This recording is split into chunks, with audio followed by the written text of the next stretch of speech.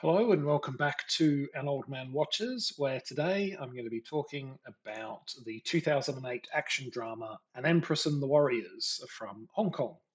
The film is set in the Warring States period, an epoch of Chinese history that began around 2,500 years ago and lasted for about 2 centuries.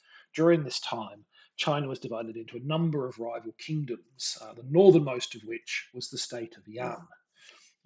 And at the time the movie begins, Yan is under attack from the neighboring state of Zhao. And this is not the first such attack. The rulers of Zhao have long sought to bring Yan under their dominion.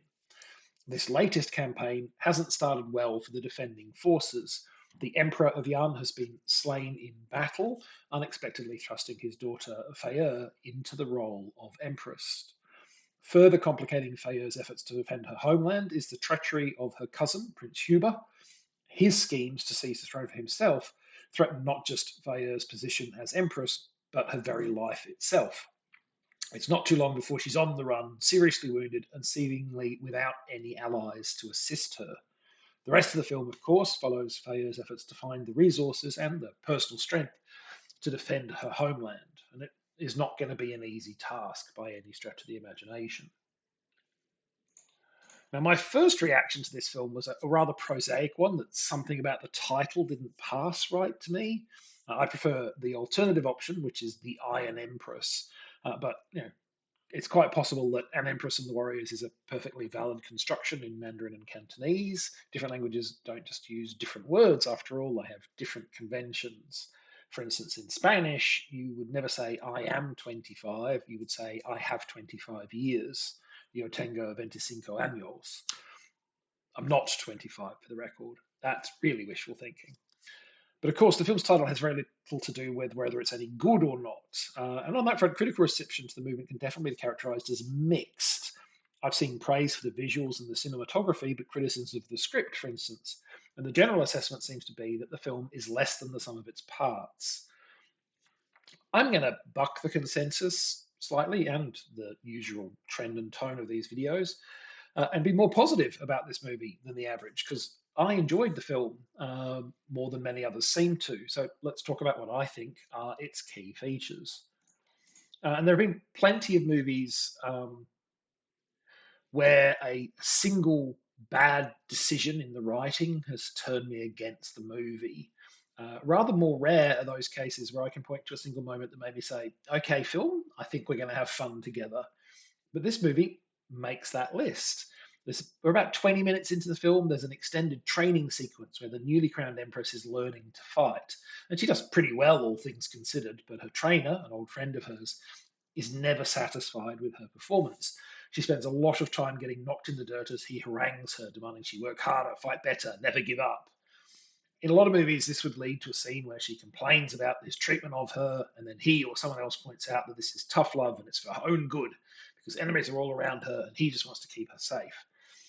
In this movie, however, it leads to a scene where the Empress goes to her friend and says, I have a friend who has always been kind to me, and now he must be harsh, and I just wanted you to know that I understand he's only doing what he must. And I really appreciate that the script not only subverted my expectations, but gave the leading character the maturity to understand what was happening and to express that. It was also a very well executed scene with the actors giving the conversation the gravitas it needed. So, yeah, good stuff. Really liked this moment. And that was the moment where I was kind of like, yeah, I like this film.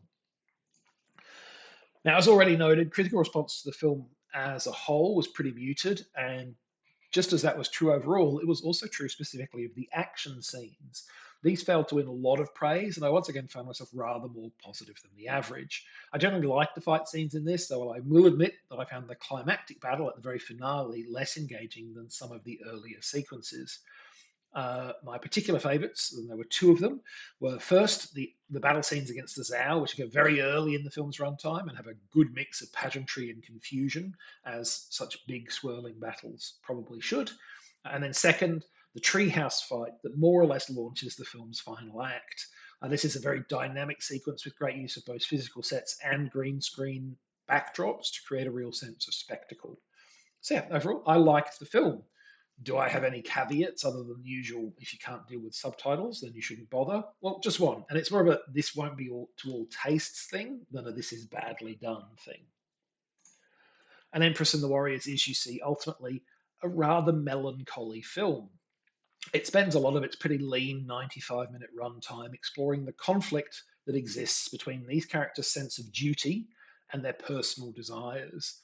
And it's not the kind of movie where it ultimately turns out that they can have everything they want after all. So it's not the most cheery in tone of films. In fact, I'd say that the final kind of ambience is very much in the vicinity of bittersweet. If you're looking for something upbeat and triumphant, you're not going to get it here. And that's not going to be to all taste, which is absolutely fine. There are days it won't be to my taste because sometimes I'm in the mood where I just want to see good triumph of evil and good triumph over evil, and then everybody going out for ice cream. But on the day I watched this, the tone worked for me, as did the movie as a whole. I really liked the lead performers and I liked the characters they were playing. They were genuinely good people trying to do their best in a difficult situation without being annoyingly naive or implausibly saint like in the process. So if you don't mind your movies with a bit of melancholy to them, I think this is worth a look. Next time, is that chill in the air a sign of autumn's arrival here in the Southern Hemisphere, or is it a harbinger of 1964 science fiction film Frozen Alive? Honestly, it's probably just that it's autumn. But that is for next time. Until then, thanks for watching. I hope you enjoyed it. And if you've seen today's film, let me know what you thought of it.